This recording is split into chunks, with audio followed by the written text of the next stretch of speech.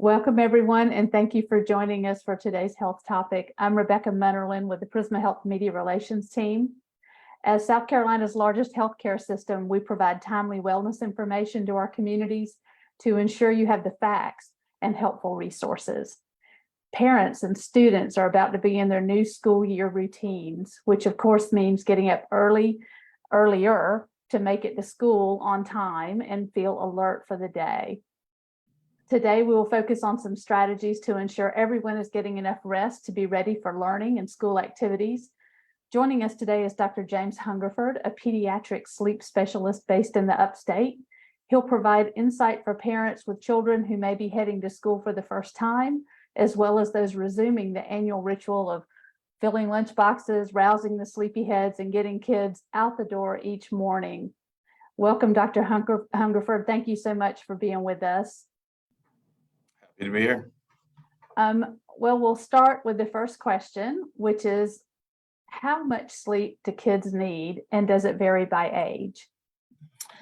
It does vary by age, and I would even say it varies child to child. But as a general rule, we've got some guidelines that the American Academy of Sleep Medicine has published, and those show that for infants ranging 4 months to 12 months, they need to get 12 to 16 hours of sleep in a 24-hour period.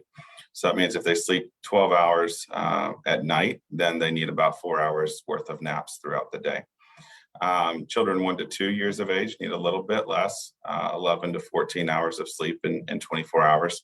So again, if they get 12 hours at night, they're probably going to need about a 2-hour nap, give or take, in the afternoon. Some kids defy odds and get less and seem to do okay, but those are the exception and rather than the rule.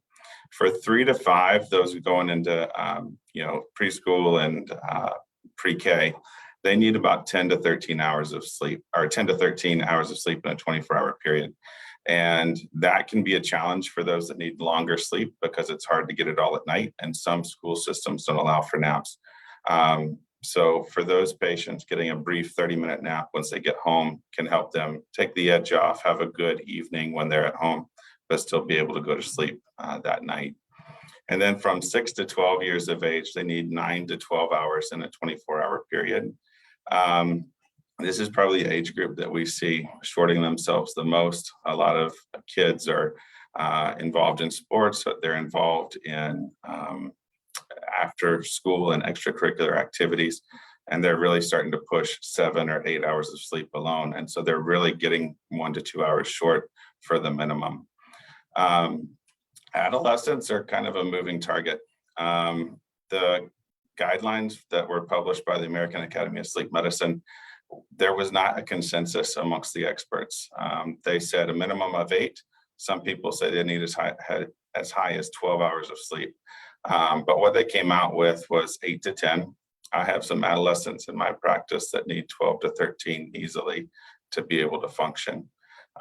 So what I propose is for adolescents, minimum of 8 hours of sleep per night.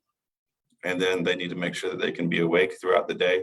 They need to be sure that they can do well in academics, and then have really good interpersonal interactions at home as well as with their peers. Thank you for breaking that down. That's great information. I didn't realize it varied so much by age. Assuming kids have been staying up later with the longer hours of summer daylight, how and when should parents adjust bedtime routines for the start of school? Ideally, it would be 2 weeks before the start of school. And what we recommend is we set the bedtime based off of the time they need to be waking up. For instance, if a child needs to wake up at 7 a.m. and they are 10 years old, then we're going to target 9 hours of sleep. In order to allow them time to fall asleep and get their true 9 hours, we need to calculate 9.5 hours into their bedtime plan. So if they're getting up at 7, they need to be going to bed at 9:30 p.m. at the latest in order to get a full 9 hours of sleep that night. If your child is irritable, if your child is moody, if your child has meltdowns, those would be indicators that they're probably not getting enough sleep, and you should lengthen that time of sleep. and go to bed earlier. And I recommend making adjustments by 30 minutes at a time. So instead of a 9:30 bedtime, do a 9 p.m. bedtime. And that may not seem like a lot, but over the course of 5 or even 7 days, 30 minutes adds up to 2.5 hours over the course of 5 days and 3.5 hours over the course of 7 days that they're getting more sleep per week. And that can have a big impact. That makes sense. It sounds like we need to factor in time for the negotiation to get them in and out of bed and time to settle down once they get in there to get their night's sleep. Thank you. That's really interesting. We hear the term sleep hygiene more these days, and I think more folks are familiar with that term. What are some sleep hygiene tips for children? Nobody likes to hear them. At least the kids don't. But the best thing that we can do is start 2 hours before bed to start preparing the mind and the body for transitioning from wake to sleep. The biggest offender of sleep right now is electronics. The light emitted from the screens, whether it be cell phones, tablets, computers, televisions, you name it, the light, even with the nighttime mode activated, is still strong enough to stimulate our brains to be awake and to think that it's daylight and that we should be alert. So disconnecting from electronics 2 hours before bed is the recommendation. I've got children and it's hard sometimes with homework and sports practice and things like that. So I personally recommend that my patients disconnect from school-related electronics 1 hour before bed. That gives them 30 minutes to start winding down mentally, have some time with the family to decompress, start getting clothes picked out for school the next day. And then 30 minutes before bed, starting that pre-bed routine is crucial. And I strongly recommend that everybody have a very consistent pre-bed routine, consisting of, saying goodnight to everyone, brushing teeth, and ending with getting into bed and having the lights turned out and starting to just relax and focus on falling asleep.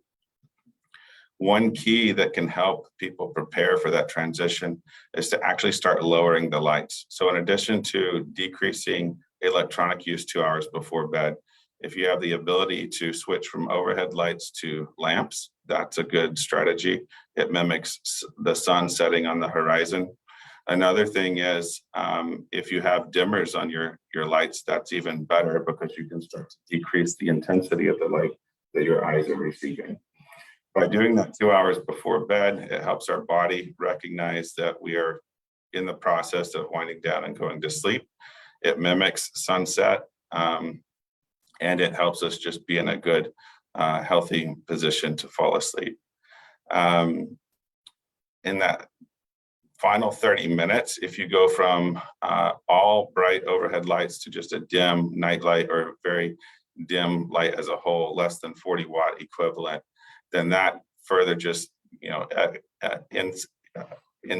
indicates that we're ready to fall asleep, and it helps our mind make sure that we have peak melatonin levels so we can transition to sleep peacefully.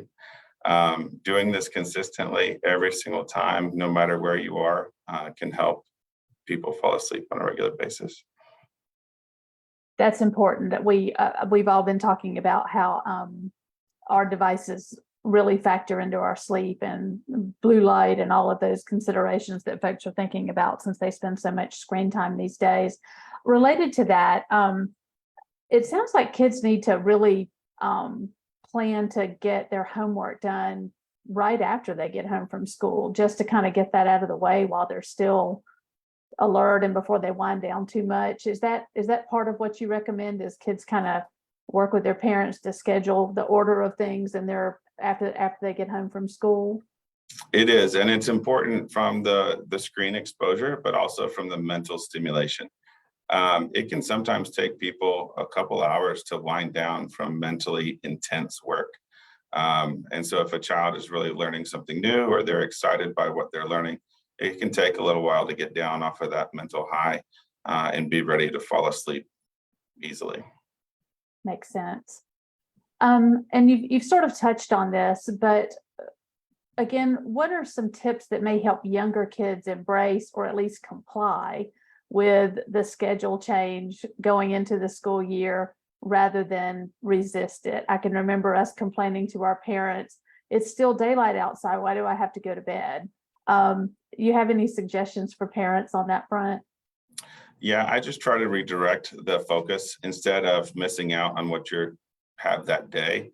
Help them realize that this is preparation for tomorrow and making tomorrow a better day now. And so I get lots of complaints from my kids, and I just tell them that, look, you've had an awesome day today. Let's take a few moments, talk through it. You can tell me all about it because I've been at work, and then tomorrow you're going to wake up and experience new opportunities and new things. So let's get as much sleep tonight so that way tomorrow you're prepared for that.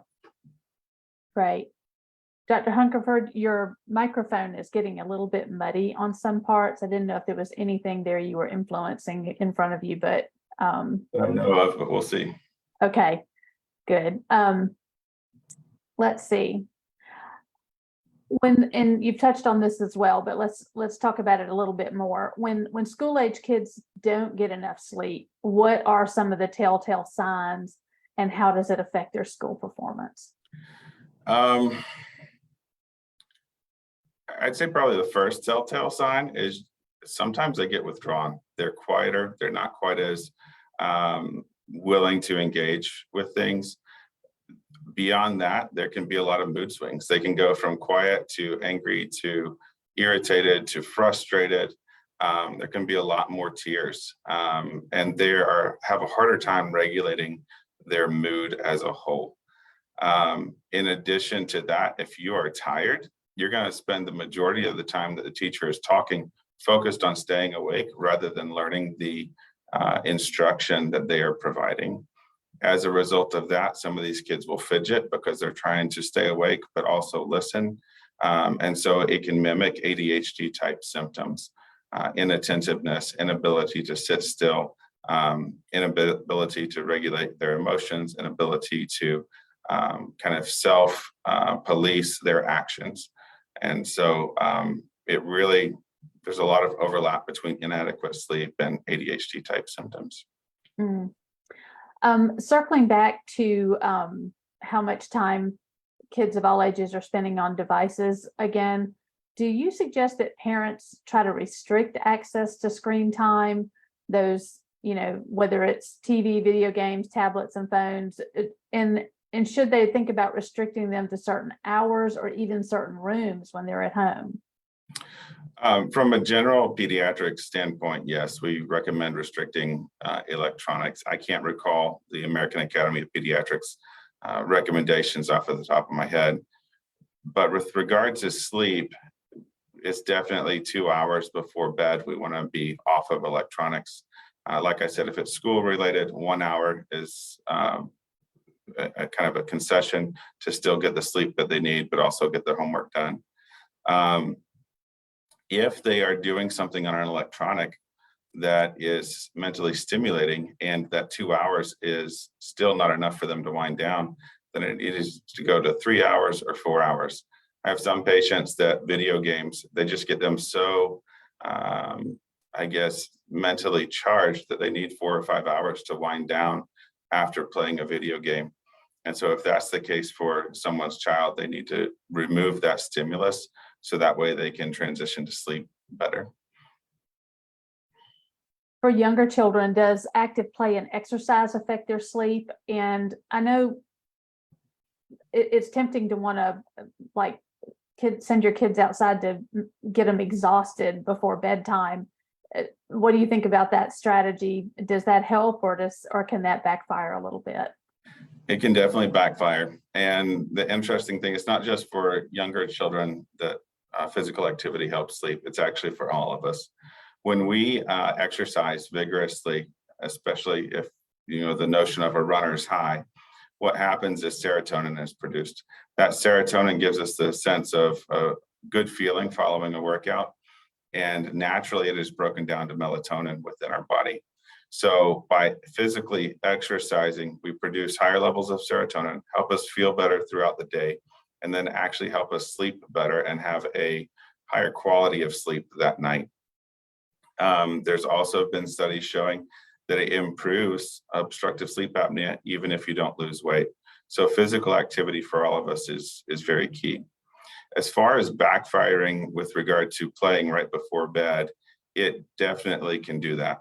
I have a couple of patients that need that, and that's part of our strategy is that they go and get as much energy out as possible, come in, take a cool bath or a cool shower to lower their body temperature, so then they can go to sleep. But typically, exercise right before bed is going to raise the core body temperature to the point that it's going to take longer to fall asleep, raises the heart rate to the point that it's going to take longer to fall asleep. And that serotonin hasn't had time to break down to melatonin yet. So it can be alerting rather than sedating. Got it. If your child is still feeling sleepy during the day or having trouble falling asleep at night, when do we then need to come see you? When do you think we should consult a doctor on that? So the first thing that we recommend to all of our patients is make sure that they're on a good, strict sleep schedule, using the guidelines that I outlined earlier for time of sleep per patient. We make sure that their sleep environment is optimized, make sure that there's no noises intruding in the sleep environment, make sure that the temperature is appropriate within the bedroom. And if all of that is checked off and your child is getting ample time to sleep, but yet they're still moody, they're still irritable, they're still having a hard time staying awake, staying focused, that's definitely somebody that's not getting good quality sleep and needs to come see a sleep physician. Got it. You mentioned taking a cool shower after kids have been out and been active. And certainly that sounds great in the summertime. Is that part of a sleep strategy to lower your body temperature a little bit before you head to bed? So naturally, our body temperature does drop during sleep. It usually is a few hours into the sleep process. If it is too high going to bed, you're going to have a hard time falling asleep. I typically recommend that people give 4 to 5 hours between last exercise and their goal bedtime. But if they can't do it, as is the case for some of my patients, we use the cool shower or cool bath to try to lower the core body temperature to a better level before they crawl in bed. Oh, that makes sense. You mentioned sleep apnea a little while ago. What are some medical conditions that may cause kids problems with sleep? So obstructive sleep apnea is probably the biggest one that we deal with. The misnomer is that you have to be extremely overweight. You have to have horrible snoring in order to have obstructive sleep apnea. And I'm just finding that's not the case. Some of the worst cases of obstructive sleep apnea that I've taken care of are toddlers or babies, and they're far from overweight. So if your child is going to bed, spending ample time asleep, and they're just waking up and they still look tired, that's a pretty good sign that something's interfering with the quality of their sleep. Obstructive sleep apnea would be the #1 cause. Other issues are movement disorders during sleep. Restless leg syndrome can present in the early parts of falling to sleep. If a child can't get comfortable, they complain of creepy, crawly things or sensations on their legs, or they feel like they have to move their legs in order to fall asleep. That is all consistent with restless leg syndrome. Then we can have some abnormal movements during sleep, kind of similar to the restless leg syndrome. This is a phenomenon that we're still kind of working out as a specialty, but excessive movements in sleep can cause you to have poor quality sleep. And then finally, there are some biologic reasons. There are some disorders where no matter how much time you spend asleep, you never feel refreshed. And those patients tend to sleep far more than they should, meaning like 15, 16 hours in a day. And those are signs that you've got a biologic issue and we need to address it. Teens often have more independence to self-manage their schedules. What is some advice for teenagers who struggle with sleep? to me, and what I try to do with all of my patients is try to find out what motivates them.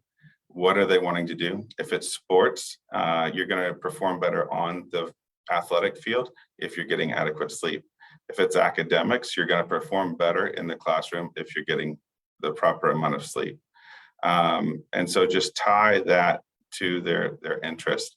Sleep as a whole, we have hundreds, if not thousands, of studies showing optimizing sleep improves our life, our health, and our overall well-being. Exactly. I've got a couple of additional questions that have been posed for you. Should sugar and caffeine be limited, and how do those affect sleep? I'll start with caffeine. Caffeine definitely should be limited. It is a chemical that actually blocks the chemicals within our body that let us know that we need to go to sleep. Most people 6 hours before bedtime, if you eliminate caffeine, that's sufficient. Some people it takes longer. So I usually start at 8 hours before bed, eliminate all caffeine, and that includes things like chocolate in candies and cookies, in any type of sweet. Even decaffeinated tea still has a small amount of caffeine in it, and the most sensitive of people, that's sufficient to make it difficult for them to get good quality sleep.